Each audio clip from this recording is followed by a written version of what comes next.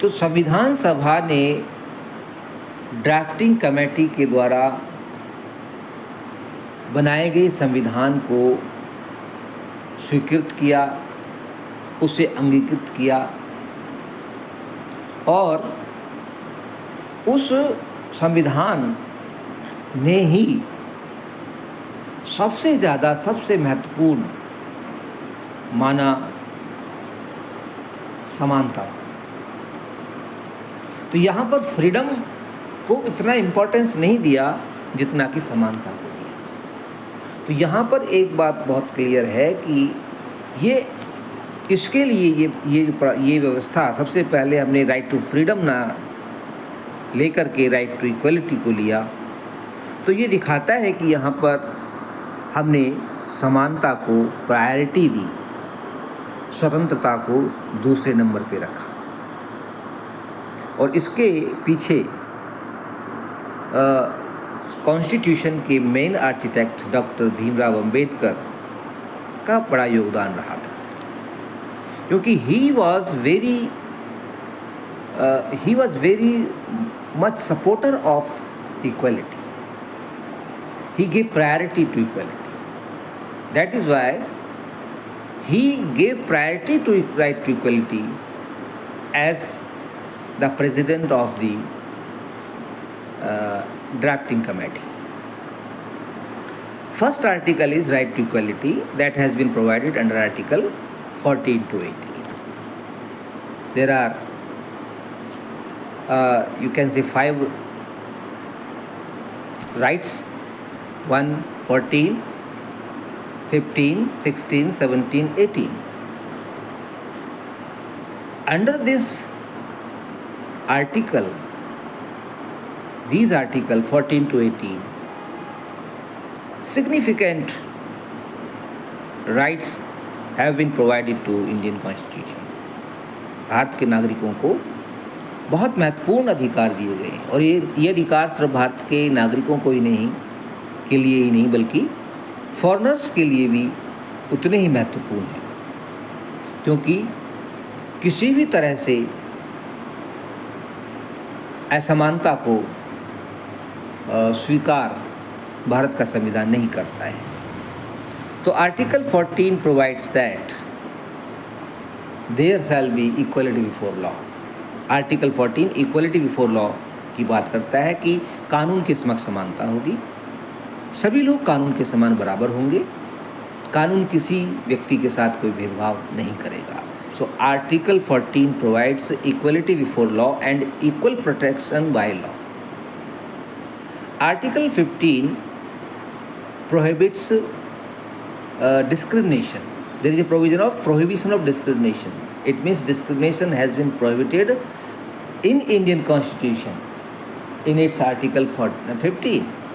It means nobody will be discriminated on the basis of caste, race, gender, religion and place of birth. No one will be discriminated. No one will be prohibited on from going to public places like ponds, like parks, like restaurants, markets, etc. किसी व्यक्ति के साथ कोई भेदभाव नहीं किया जाएगा, ना जाति के आधार पर, ना नस्ल के आधार पर, ना धर्म के आधार पर, ना लिंग के आधार पर, ना ही जन्म स्थान के आधार पर। Article 16 is a very important article and it provides for equality of opportunity. Equality of opportunity, अवसर की समानता। There shall be equality of opportunity to all citizens of India in education and employment, यानी कि शिक्षा और रोजगार में सबको बराबर का अवसर दिया जाएगा। लेकिन यहाँ पर एक इम्पॉर्टेंट बात बताना चाहूँगा कि आर्टिकल 15 और 16 में दो चीज़ें और जोड़ी गई हैं कि पहला जो है आर्टिकल 15 है कि उसमें भेदभाव की मनाही की गई है, किसी के साथ कोई भेदभाव नहीं किया जाएगा और सबको आगे बढ़ने के लिए बराबर के अवसर दिए जाएंगे। आर्टिकल 16 में प्रोविज़न है। तो 15 के तहत ये व्यवस्था की गई कि शिक्षा के क्षेत्र में जो socially and educationally backward people हैं उनके लिए एफर्मेटिव एक्शन की व्यवस्था की गई है कि एफर्मेटिव एक्शन के तहत एक सकारात्मक भेदभाव के तहत उन्हें अपलिफ्ट करने के लिए विशेष कदम उठाए जा सकते हैं। The state government, you can say government will do special actions for betterment, for upliftment of the downtrodden or the people who are socially and educationally backward.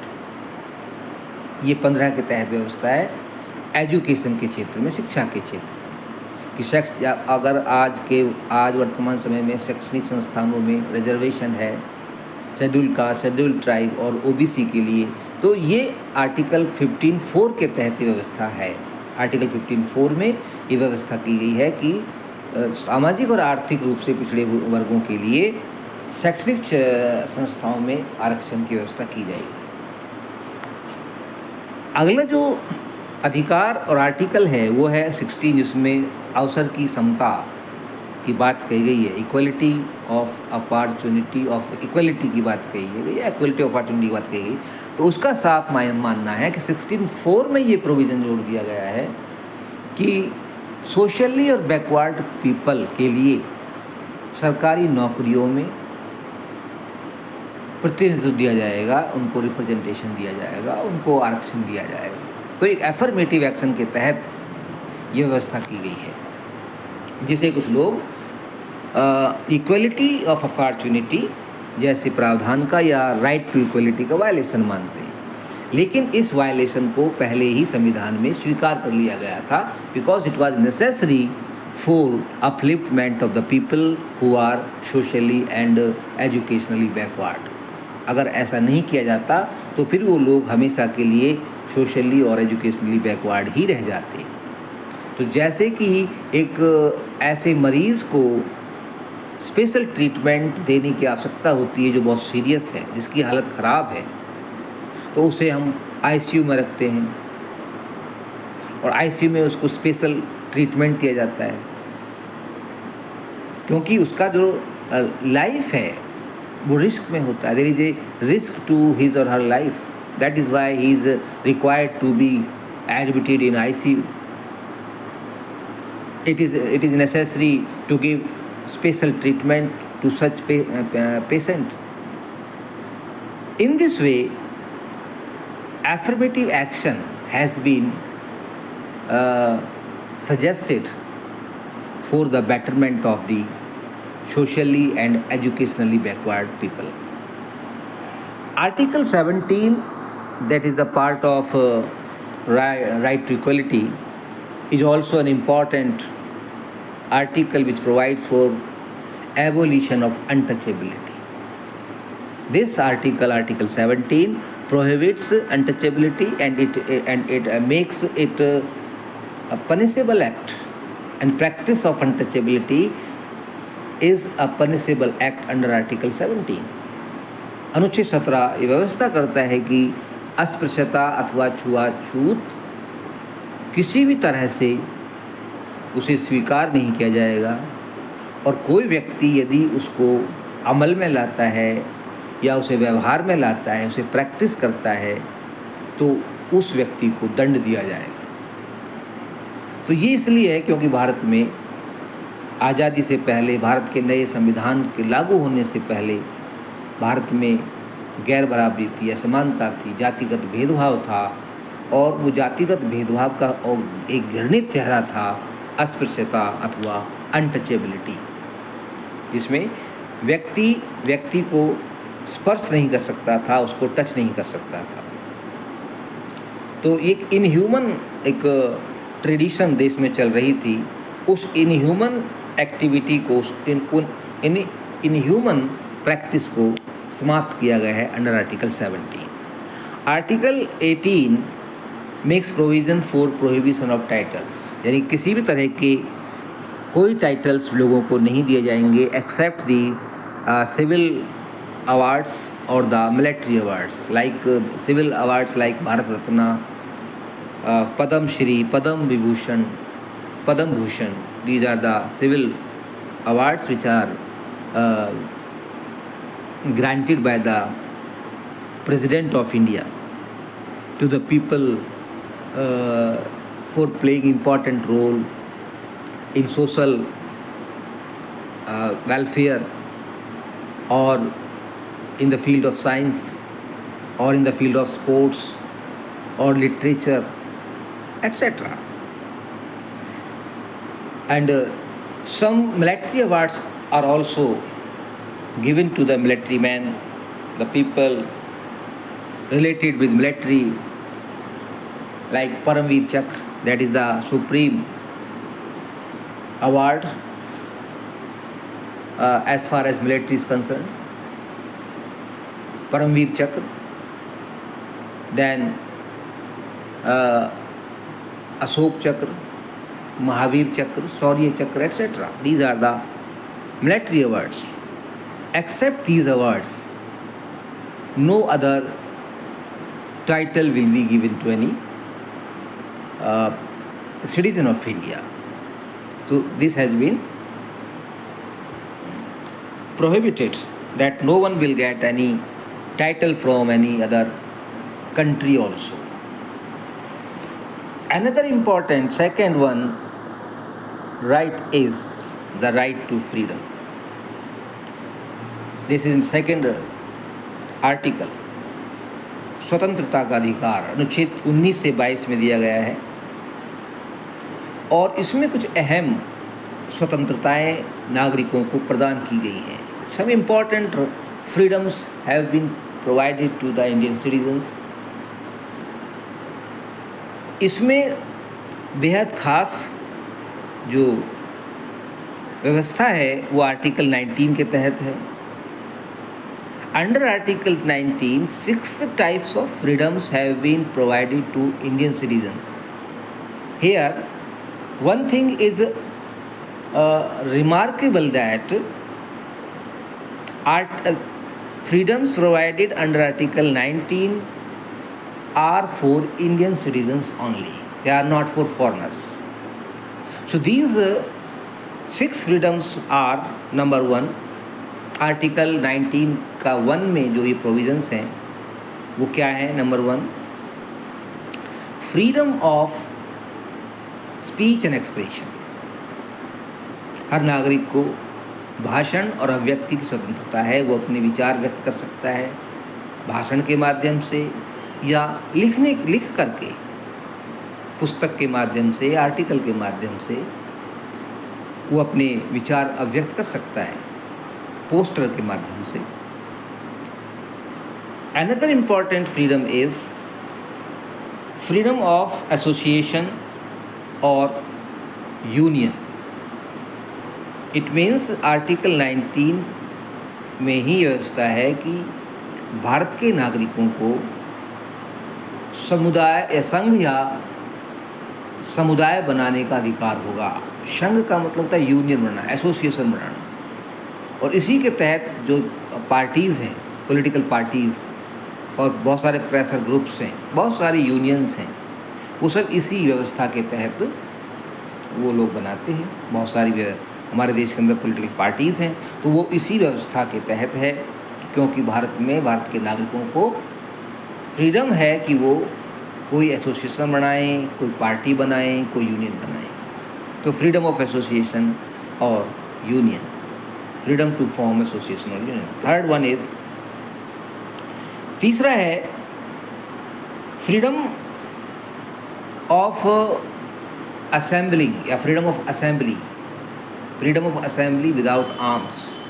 बिना हथियारों के आप शांतिपूर्वक ढंग से एकत्रित हो सकते हैं, इकट्ठा हो सकते हैं. इसको कह सकते हैं कि freedom of holding meeting, meeting करना, बैठक करना, रैली करना, कोई सभा करना, ये अधिकार, ये फ्रीडम आपको आर्टिकल 19 में मिली हुई है। तो freedom of assembly without arms.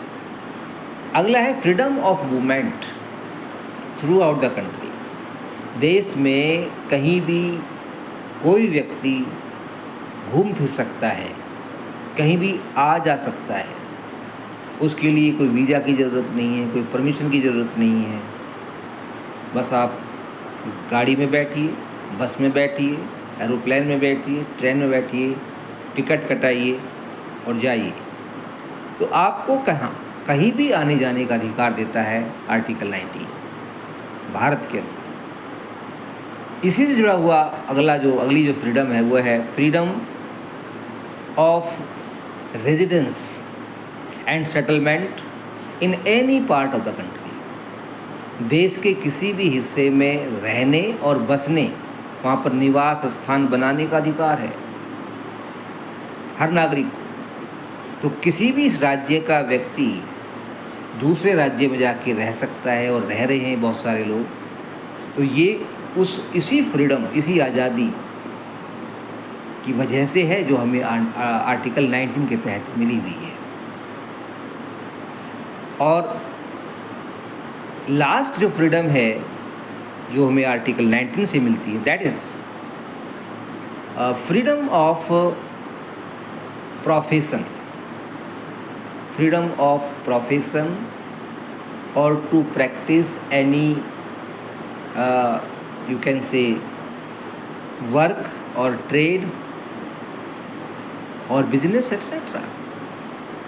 हम कोई भी काम कर सकते हैं, हम व्यापार कर सकते हैं, नौकरी कर सकते हैं, यानी अपनी आजीविका की पूर्ति के लिए हम कुछ भी काम करने के लिए स्वतंत्र हैं। But condition is that the work which we are going to do should not be or must not be illegal. वो गैर कानूनी नहीं होना चाहिए, अवैध नहीं होना चाहिए। अवैध कार्य को छोड़ करके और हम बाकी सारे काम कर सकते हैं। तो these are 6 freedoms which have been provided under article 19 to Indian citizens. Article 20 बहुत इम्पोर्टेंट राइट प्रोवाइड करता है और यह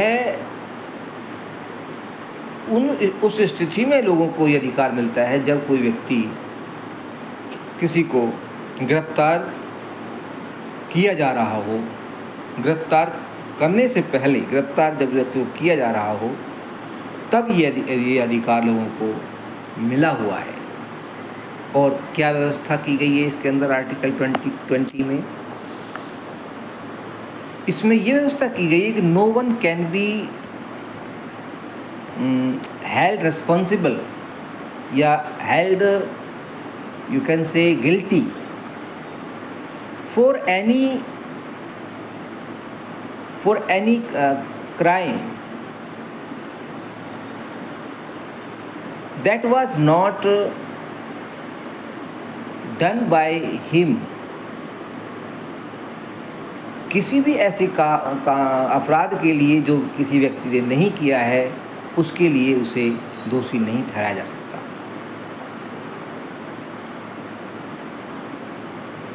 जब तक कि उसने ऐसा कोई अपराध ना किया हो। अपराध अगर वो करता है तो फिर तो उस व्यक्ति को सज़ा मिलेगी, अगर उसे गिरफ्तार भी किया जाएगा सज़ा भी मिलेगी। लेकिन इसी से जुड़ा हुआ एक और अधिकार है कि किसी व्यक्ति को उस कानून के तहत बंदी नहीं बनाया जा सकता, उसे गिरफ्तार नहीं किया जा सकता जो अपराध करते वक्त लागू नहीं था। यानी कि जो अपराध करते वक्त कानून लागू है उसी के तहत किसी व्यक्ति को चार्जशीट किया जाएगा, उसी कानून के तहत उसको सज़ा दी जाएगी। जैसे मान लीजिए किसी कानून में अपराध करते समय एक कानून है कि भाई इसमें 10 साल की सज़ा है, लेकिन अपराध करने के 6 महीने बाद या 2 महीने बाद या 10 दिन बाद एक कानून और बन गया कि भाई इस अपराध में ये सज़ा होगी, उम्र कैद होगी या फांसी होगी, तो उस व्यक्ति के ऊपर 10 दिन बाद बना हुआ कानून लागू नहीं होगा। उस अपराधी के ऊपर वही कानून लागू होगा जो उसके अपराध करते समय लागू था। तो बहुत इम्पोर्टेंट बात है ये। दूसरा इसमें इम्पोर्टेंट प्रोविज़न है कि no one will be punished twice or more than twice for the same crime। कोई व्यक्ति समान अपराध के लिए, यानी कि मैंने कोई गलती करी एक बार, तो उसके लिए मुझे बार बार दंडित नहीं किया जाएगा। एक बार गलती करने पर एक बार ही दंड दिया जाएगा। किसी व्यक्ति को एक ही अपराध के लिए एक बार से अधिक ना तो उसे अभियोजित किया जाएगा, मतलब ना तो उसके ऊपर कानून मुकदमा चलाया जाएगा, ना ही उसे दंडित किया जाएगा, ना ही उसे पनिशमेंट दी जाएगी। थर्ड इम्पॉर्टेंट इसमें जो आज़ादी है या फिर जो अधिकार है वो ये है कि no one shall be forced to be a witness against himself or herself।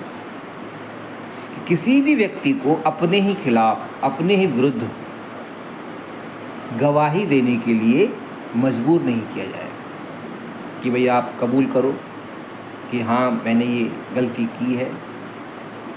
तो ऐसा किसी को भी मजबूर नहीं किया जाएगा। इसलिए कोर्ट में पुलिस के सामने दी गई गवाही शून्य मानी जाती है और मजिस्ट्रेट के सामने दी गई गवाही इम्पोर्टेंट मानी जाती है, उसी को इम्पोर्टेंस दी जाती है। तो ये इतना इम्पोर्टेंट राइट्स हैं जो व्यक्ति के साथ अन्याय और इनजस्टिस होने से रोकते हैं। इसी से जुड़ा हुआ एक अगला आर्टिकल है, article 21 under right to freedom, that is right to life and personal liberty और इंडिविजुअल लिबर्टी, यानी कि प्राण और दैहिक स्वतंत्रता का अधिकार का संरक्षण। हर व्यक्ति को जीवन का अधिकार है और अपनी स्वतंत्रता, निजी स्वतंत्रता का अधिकार भी है। इसमें ये स्पष्ट लिखा हुआ है इस प्रोविजन के तहत, article 21 says that no one will be deprived of his or her life, ठीक है, no one shall be deprived from his or her life and personal liberty except the procedure established by law. किसी भी व्यक्ति को कानून के द्वारा स्थापित प्रक्रिया के तहत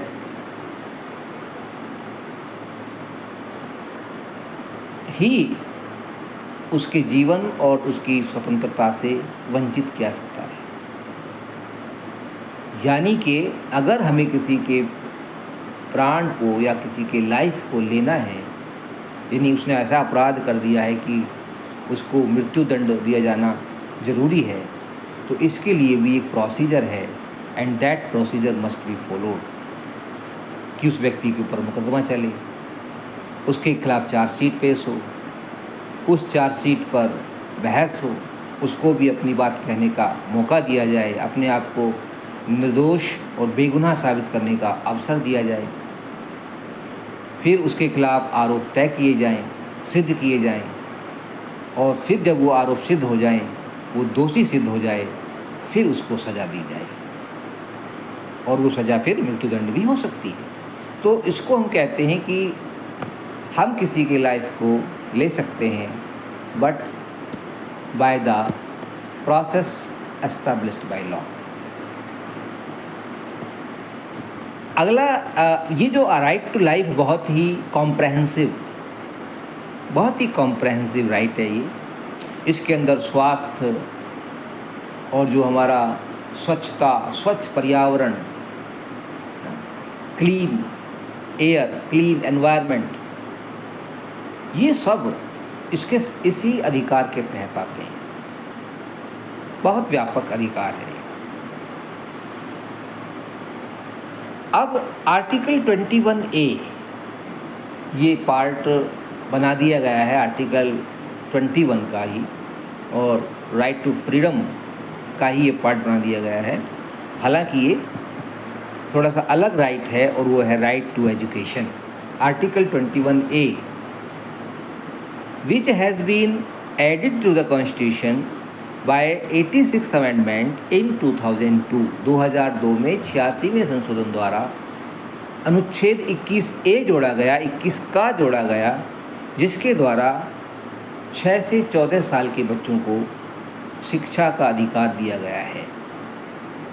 तो इसमें एक प्रोविज़न जोड़ा गया कि the state shall make arrangement for free and compulsory education for the children from 6 to 14 years old. अगर कोई बच्चा 6 से 14 साल का है तो उसको फ्री और कंपल्सरी एजुकेशन मिलेगी, निःशुल्क और अनिवार्य शिक्षा देने के लिए स्टेट जो है प्रयास करेगा। तो यहाँ एक इम्पॉर्टेंट बात यह है कि 86वें संशोधन के द्वारा ही एक और व्यवस्था जोड़ी गई थी, और थी फंडामेंटल ड्यूटी में 11वां एक फंडामेंटल ड्यूटी जोड़ा गया है पार्ट 4A में, और आर्टिकल 51A जिसमें फंडामेंटल ड्यूटीज़ को जोड़ा गया था बाद 42nd अमेंडमेंट के द्वारा। अब उसमें 86th अमेंडमेंट के द्वारा एक और व्यवस्था, एक और ड्यूटी जोड़ दी गई है। अब इस तरह से 11 फंडामेंटल ड्यूटीज़ की संख्या 11 हो गई है, और वो भी शिक्षा से जुड़ा हुआ है, जिसमें व्यवस्था की गई है कि हर माँ बाप का ये कर्तव्य होगा कि वह अपने 6 से 14 साल के बच्चों को पढ़ाने के लिए प्रयास करे, विशेष कदम उठाए। ये उनकी जिम्मेदारी है। अगला जो आर्टिकल है या जो अगला जो राइट है वो राइट टू फ्रीडम के तहत ही अगला जो आर्टिकल है वो है article 22 which is regarding arresting of anyone and protecting him or her from illegal arrest, और you can say जिसको हम प्रिवेंटिव डिटेंशन भी कह देते हैं, कि अरेस्ट और प्रिवेंटिव डिटेंशन ये दो चीज़ें हैं। इनके लिए व्यवस्था संविधान में की गई है कि किसी भी नागरिक को, किसी भी व्यक्ति को इलीगल गिरफ्तारी से बचाया जाए, और हर नागरिक को अधिकार है कि, और नागरिक ही नहीं, वो फॉरेनर्स के लिए भी अधिकार है कि वो इलीगल अरेस्ट से बचने का उनके पास अधिकार हो, उनके पास स्वतंत्रता हो। तो मान लीजिए पहले किसी व्यक्ति को अगर गिरफ्तार किया जा रहा है, तो गिरफ्तार जब किया जाएगा तो उसको गिरफ्तारी का ग्राउंड बताना होगा। The police shall have to tell the ground of arrest, why he is being arrested, कि उसे गिरफ्तार क्यों किया जा रहा है। तो anyone who is supposed to be arrested can ask for the grounds of arresting, causes of arrest, मुझे कारण बताइए किस आधार पर मुझे गिरफ्तार किया जा रहा है, नंबर 1। ठीक है, इसी के तहत ये जुड़ा हुआ व्यवस्था है, प्रावधान है कि anyone who is arrested can take the legal advice from the lawyer of his or her choice। जिस व्यक्ति को गिरफ्तार किया जाता है उसे अपने पसंद के किसी भी वकील से कानूनी सलाह लेने का अधिकार है, स्वतंत्रता है। इसी से जुड़ा हुआ एक और प्रावधान है इसमें कि if anyone is arrested he or she must be produced before the magistrate within 24 hours. 24 घंटे के अंदर अंदर उस व्यक्ति को मजिस्ट्रेट के सामने प्रस्तुत किया जाना आवश्यक है, पेश किया जाना आवश्यक है। 24 घंटे से ज़्यादा किसी व्यक्ति को कस्टडी में नहीं रखा जा सकता। ये एक प्रोविज़न है, एक प्रावधान है, जिसका कई बार प्रैक्टिस में अगर हम बात करें तो बहुत उल्लंघन भी होता है इसका। ख़ास तौर से रूरल एरियाज़ में, बहुत दूर दराज के जो क्षेत्र हैं जहाँ लोग अवेयर नहीं हैं, उन्हें अपने राइट्स और फ्रीडम के बारे में पता नहीं है, तो उनके साथ जो है उन्हें इस तरह की समस्याओं का सामना करना पड़ता है। तो प्रावधान ये है कि no one can be if anyone is arrested he or she must be produced before the nearest magistrate court, you can say, within 24 hours excluding the journey period।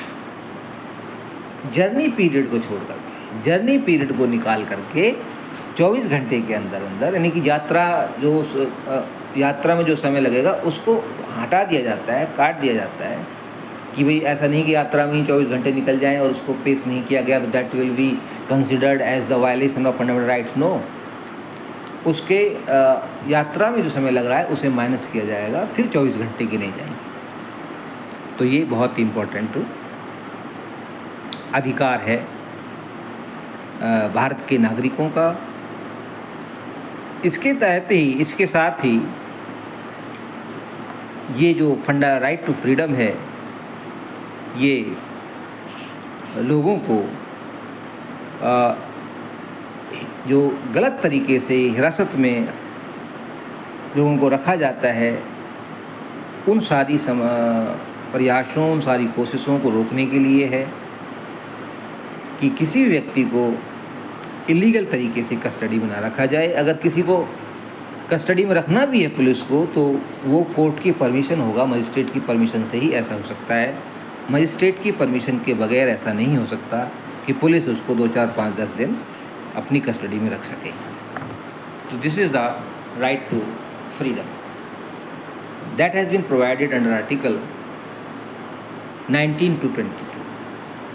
Now next right, that is the third right, is right against exploitation, शोषण के विरुद्ध अधिकार, which has been provided under article 23 and 24. Article 23 prohibits or negates, you can say, traffic in human and begar, that is the forced labor, in any form. No one shall be forced to work without wages, that is called begar. begar का मतलब है कि कोई भी ऐसा काम व्यक्ति से करवाया जाए और उसके लिए कोई वेतन या कोई उसको मजदूरी ना दी जाए, पारितोषिक ना दिया जाए, ऐसे काम को हम कहते हैं बेगार। जो कि पहले, आज़ादी से पहले भारत में चलता था कि कुछ लोगों को, गरीब जो लोग होते थे, उन्हें अमीरों के यहाँ या सामंतों के यहाँ या दबंगों के यहाँ पर निःशुल्क या फ्री में मुफ्त काम करना पड़ता था और उन्हें उसके लिए कोई वेजेस नहीं दिए जाते थे। That was the forced labour. उसके साथ ही ह्यूमन ट्रैफिक, मतलब कि किसी व्यक्ति को खरीदना, बेचना, मानव तस्करी इसको कहते हैं। तो मानव तस्करी को भी रोक दिया गया है। पहले क्या था कि गुलाम खरीदे और बेचे जाते थे, लोगों को गुलाम के तौर पर खरीदा जाता था, बेचा जाता था। बतौर बाकायदा उनकी मंडियाँ सस्ती थीं, मार्केट्स होती थीं, वो यहाँ पर गुलाम मिलते हैं। तो उस व्यवस्था को ख़त्म कर दिया गया है, जिसको कहते हैं मानव तस्करी। अनुच्छेद 23 के तहत, अनुच्छेद 23(2) में ये व्यवस्था की गई है कि राज्य को सार्वजनिक उद्देश्यों के लिए अनिवार्य सेवा लागू करने का हक होगा। यानी कि मान लीजिए कोई ऐसा काम है जो देश हित में, राष्ट्र हित में ज़रूरी है, तो उसके लिए कंपल्सरी या मैंडेटरी सर्विस किसी भी नागरिक से ली जा सकती है। वहाँ पर ये कानून फिर लागू नहीं होगा, कि ये अधिकार नहीं लागू होगा कि भई आप तुमसे बलात् श्रम करवा रहे हैं या फिर फोर्स्ड लेबर करवा रहे हैं, जो कि हमारी मर्जी नहीं है। तो ऐसी सेवा लागू करने में राज्य केवल धर्म, जाति या किसी भी वर्ग या इनमें से किसी के आधार पर किसी के साथ कोई भेदभाव नहीं करेगा। लेकिन स्टेट को ये बात ध्यान रखनी होगी कि भाई अगर वो किसी से काम ले रहा है तो वो उसकी जाति या धर्म या वर्ग को देख करके ना ले। बस सेवा लेनी है तो वो सेवा हर तरह के व्यक्ति और हर जाति धर्म के व्यक्ति से ली जाए। कोई एक विशेष जाति के लोगों से या विशेष धर्म के लोगों से सेवा नहीं ली जाए, यानी कि कोई भेदभाव ना हो। Article 24 stops child labour. इसमें व्यवस्था की गई है कि 14 वर्ष से कम उम्र के किसी भी बच्चे को किसी भी कारखाने या खदान में काम करने के लिए या फिर किसी अन्य खतरनाक कार्य में नहीं लगाया जाएगा। Article 24 says that children below 14 years will not be employed or deployed in any factory or mine or any hazardous employment which can be risky to his or her life। तो ऐसे किसी भी काम में बच्चे को नहीं लगाया जाएगा जो खतरनाक हो, जैसे खदान या फैक्ट्री, यदि बच्चे की उम्र 14 वर्ष से कम है तो 14 वर्ष तक से कम उम्र के बच्चों को चाइल्ड लेबर से रोका गया है ताकि वो बच्चे पढ़ लिख सकें। तो ये है आपका शोषण के विरुद्ध अधिकार, right against exploitation. Another important right is right to freedom of religion. ये आपका 4th राइट है, right to freedom of religion, धार्मिक स्वतंत्रता का अधिकार, अनुच्छेद 25 से 28 आर्टिकल 25 to 28 में दिया हुआ है। यह भारत में एक पंथ निरपेक्ष सेकुलर स्टेट की स्थापना करने के लिए उद्देश्य से दिया गया है। धर्म के आधार पर कोई भेदभाव नहीं, धर्म के मामले में स्टेट कोई हस्तक्षेप नहीं करेगा। हर व्यक्ति को अपने इच्छा के अनुसार किसी भी धर्म को मानने या ना मानने की आज़ादी होगी। किसी नागरिक को कोई धार्मिक कर के लिए बाध्य नहीं किया जाएगा, किसी से कोई रिलीजियस टैक्स नहीं लिया जाएगा और किसी भी धर्म विशेष को प्रोत्साहन नहीं देगी गवर्नमेंट।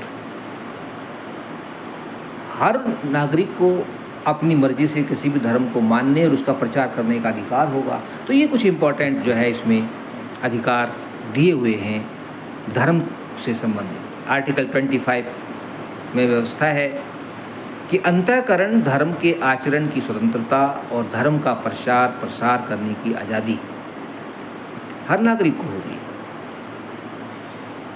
इसके अंतर्गत अंतःकरण की स्वतंत्रता निहित है, जिसके तहत व्यक्ति ईश्वर के किसी भी रूप को मान सकता है, उसका प्रचार प्रसार कर सकता है। और वह यह भी स्वतंत्रता है कि यदि कोई व्यक्ति चाहे तो वो नास्तिक भी रह सकता है, जरूरी नहीं है कि वो ईश्वर को माने ही, है ना, वो थीस्ट एथीस्ट कुछ भी हो सकता है। परंतु धर्म के आधार पर ऐसे कार्य नहीं किया सकता जिससे समाज प्रभावित हो, जैसे कि आप छुआछूत, क्योंकि धर्म के नाम पर चल रही थी पहले, है ना, धर्म भी उसको जो है सपोर्ट करता था, लेकिन अब उसको हम धर्म के नाम पर छुआछूत को आप किसी के साथ प्रैक्टिस में नहीं ला सकते, मानव दुर्व्यवहार नहीं कर सकते, या फिर सामाजिक परिवेश में किसी को भी धर्म के आधार पर छोटा, बौना या नीच कहना, ये पूरी तरह से निषिद्ध किया गया है। अनुच्छेद 26 या article 26 makes provision for freedom of management of religious affairs, यानी कि नागरिकों को अपने धार्मिक कार्यों के प्रबंधन की स्वतंत्रता है। कोई भी व्यक्ति अपने धार्मिक कार्यों का, अपने धर्म का जो है वो प्रबंधन कर सकता है, धार्मिक संस्थाएं स्थापित कर सकता है, उनके पोषण का और अपने धर्म संबंधी कार्यों के प्रबंधन करने का अधिकार उसको प्राप्त होता है। अनुच्छेद article 27 makes provision for freedom from giving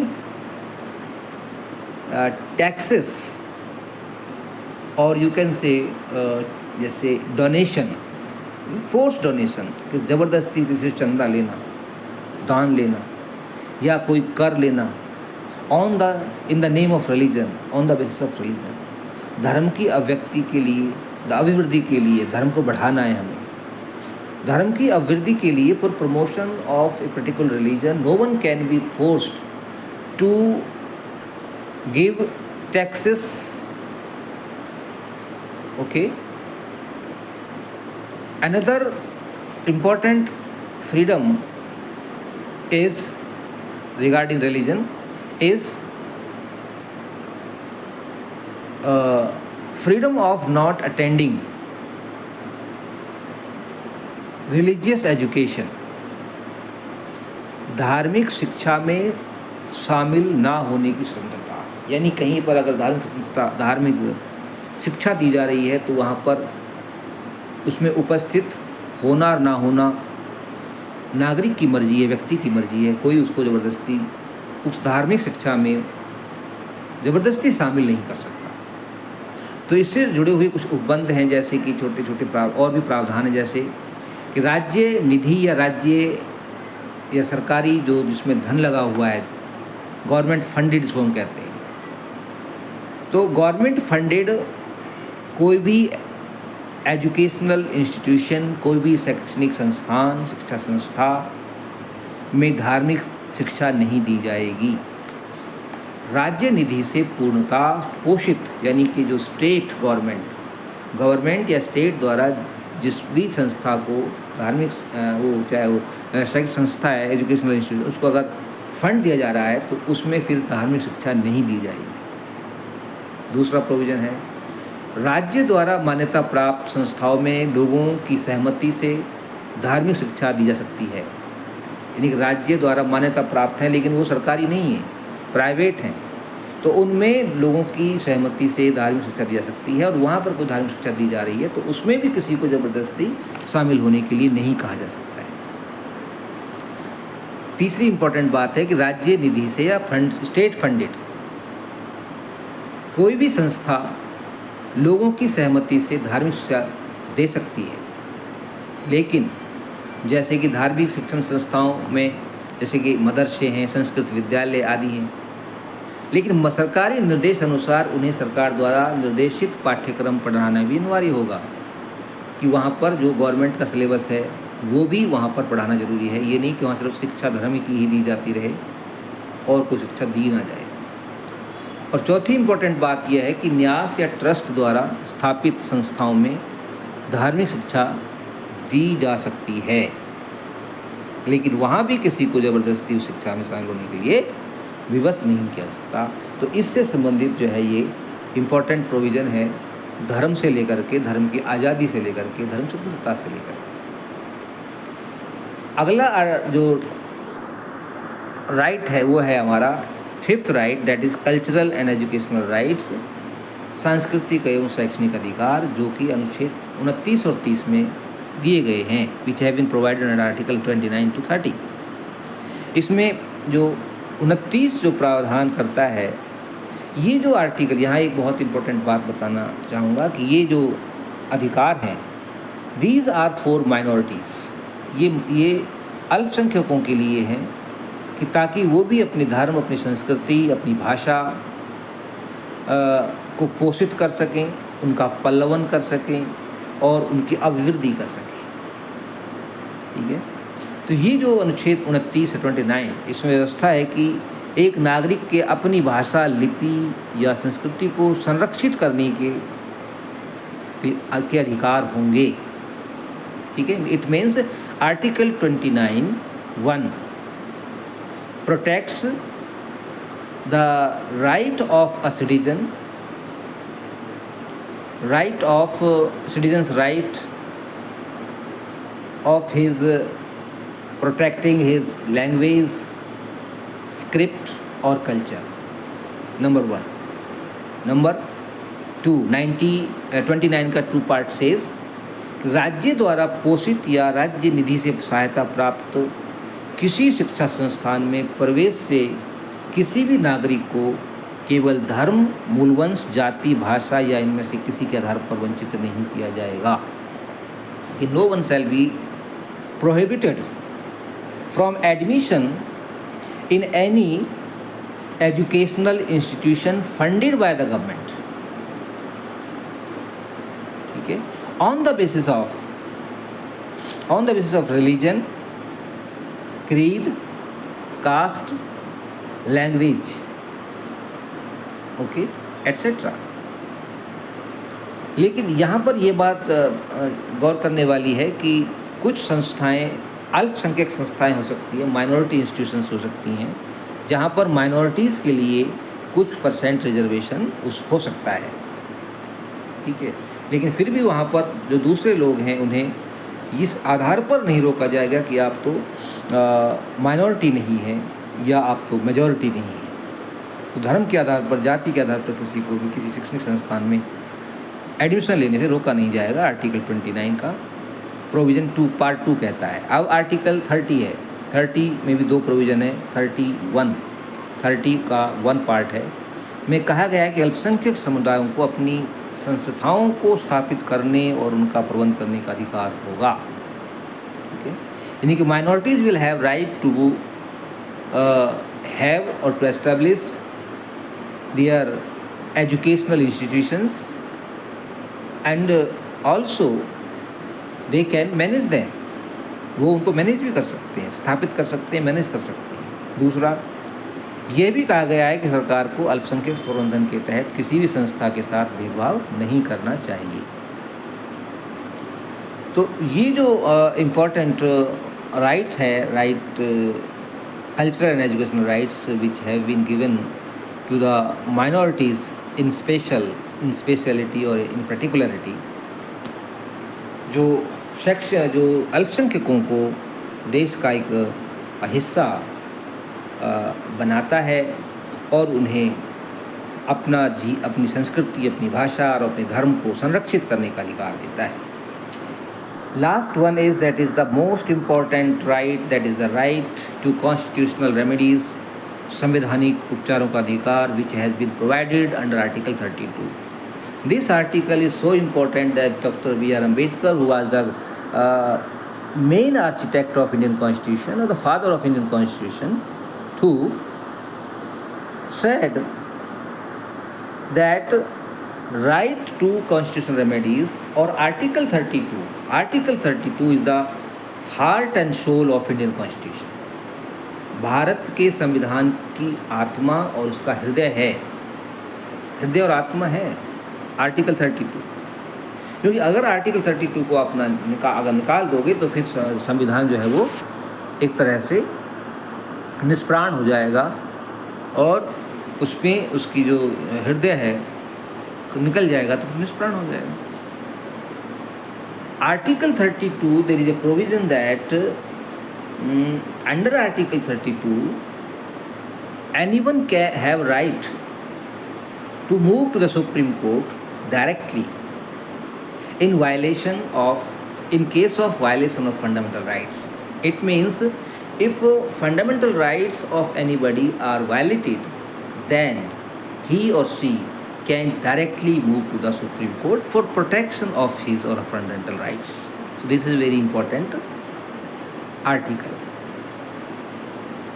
इसी से जुड़ा हुआ एक अनुच्छेद और है 226 to 26, जो फंडामेंटल राइट्स के वायलेशन होने पर नागरिकों को अपने हाई कोर्ट्स में डायरेक्टली जाने का अधिकार देता है। तो ये इतना इम्पोर्टेंट राइट है कि अगर आपके पांचों मौलिक अधिकार आपसे छीने जाते हैं तो आपको ये प्रोटेक्शन देता है article 32। It gives you protection shield. और अगर आपके कोई अधिकार छीने जाते हैं, उनका कोई उल्लंघन होता है, तो आप सीधे उन अधिकारों के बचाव के लिए या उनकी बहाली के लिए सीधे सुप्रीम कोर्ट में जा सकते हैं। जबकि सीधे सुप्रीम कोर्ट में पहुंचना बहुत ही मुश्किल होता है।